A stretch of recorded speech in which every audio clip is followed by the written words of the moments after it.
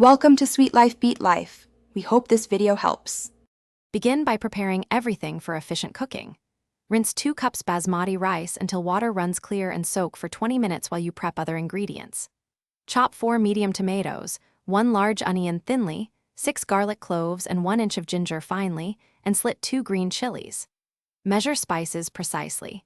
1 teaspoon cumin seeds, 1 teaspoon coriander powder, 1/2 teaspoon turmeric, 1/2 teaspoon red chili powder, 1 bay leaf, and 4 green cardamom pods. Have 3 tablespoons oil and 1/2 cup yogurt ready. Heat 3 tablespoons oil in a heavy pan and add 1 teaspoon cumin seeds. When they sputter, add 1 large sliced onion and sauté until golden brown, about 8 minutes. Add the chopped 4 tomatoes and cook 10 to 12 minutes until they become pulpy and oil separates.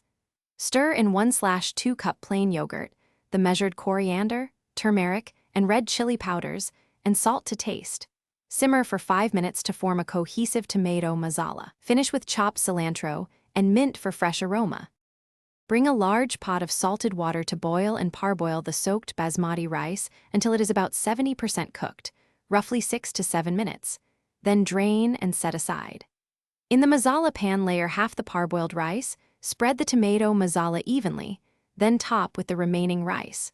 Drizzle 2 tablespoons ghee and 1/4 cup water, and sprinkle fried onions and chopped cilantro. Seal the pot with a tight lid or dough and dum cook on the lowest heat for 18 to 20 minutes. Rest. Thanks for watching. Consider subscribing if we helped you.